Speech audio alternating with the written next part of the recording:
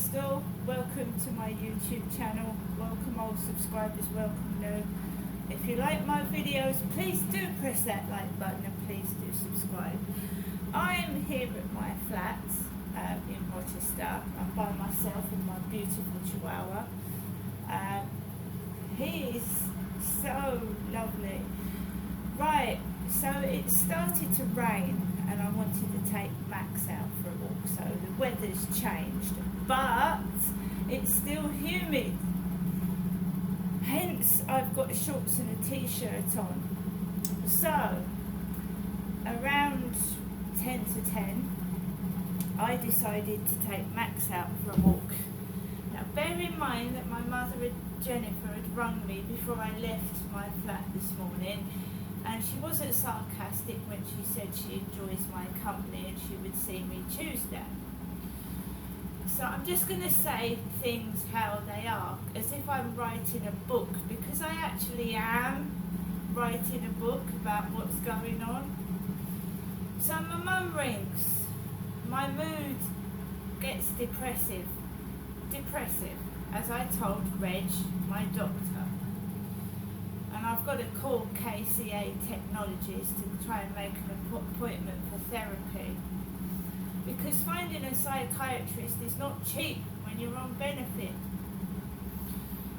So I had a bag of Co-op rubbish, a bag of Primark rubbish, and I went downstairs and the Trawally family were getting into a red car.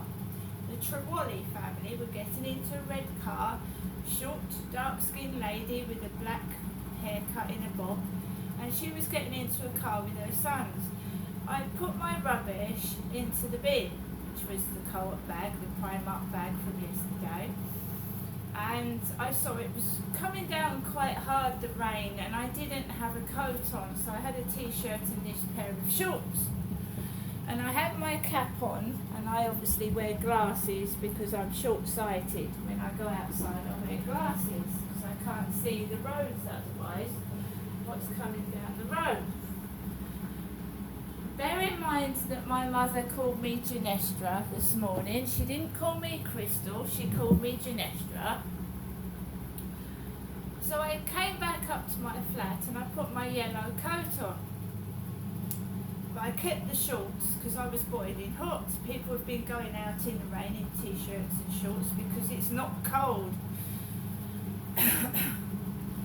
So I went past Common Creek Wharf and around there just to give Max a short walk because he doesn't like the rain, he doesn't like getting wet, he gets grumpy. So I walked along Common Creek Wharf. There was a man pushing a pram with a cap on and glasses like myself, but he had a yellow t-shirt on and he was yapping away on his Bluetooth because he had white earphones in and he was yapping on his Bluetooth. I walked past him and I just walked around. I was going to go on the field and Max went, no, I don't want to walk on that field. He just stood still and we turned round and we came back from whence we came. So I walked back along the riverside, back along Common Creek Wharf. There was a grey-haired man riding a bicycle in front of me, behind me, carried on walking. And then as I was approaching, going round the back of the flats where the railway station is, a man, like my dentist, was holding a bunch of flowers and he was smiling, and I just turned my head, I looked somewhere else, focused on something else, and he went into a flat I was walking past with a bunch of flowers. Before I went out, I texted the person, don't talk to me, don't text me, don't call me. I don't want any more of this, because they keep stealing people's Facebook profiles and then pretending they're them. So I said, I don't want to speak to you anymore. That's before I left the flat. I said, I don't want to speak to you anymore, and I don't want to speak to you anymore. And it's a very brave thing to do when you've got a stalker. and a nuisance that's harassing you.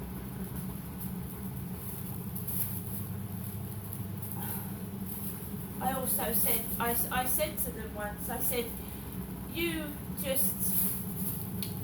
don't send me flowers, you don't send me a birthday card, you don't send me a Christmas card, you want pictures for free, you want everything off of me for free, you send gifts, they're free. One of them's even asked me for a Google Play card, and I know that's a scam. A Google Play card, it's a scam. They go, hello beautiful, you're lovely, you're gorgeous, and then about a few months later, can I borrow some money? Can I have some money? I need money. And then they'll even send you a picture of their supposedly sick child, which they've stolen off of Facebook or somewhere, off of somebody else's page. And I know they're an evil, nasty, horrible person, and they've never bought me anything, never. So these women that get conned, you know, some of them initially will send these women gifts, maybe a couple of gifts, cheap gifts that they've got for free, and sent them to you, and then they worm their way in. Oh, you're lovely, you're beautiful, one day we'll get married. It's a con. And I've just excommunicated myself from them. It's been a long time, but they're not getting any money out of me. They're not getting any photographs, however tight they try and pull the screws into me to get money out of me or something. They're not getting any. Now I hopefully will get on with my life without them, without having to keep going to the phone. Hello, good morning, where are you going? Oh, I'm going out with my mates today. What are you doing? Oh, I've got a nightclub, I'm a nightclub owner. What have you got? Putting me down all the time. So I'm going to get better, because this pest has been dragging me down in the dirt for too long.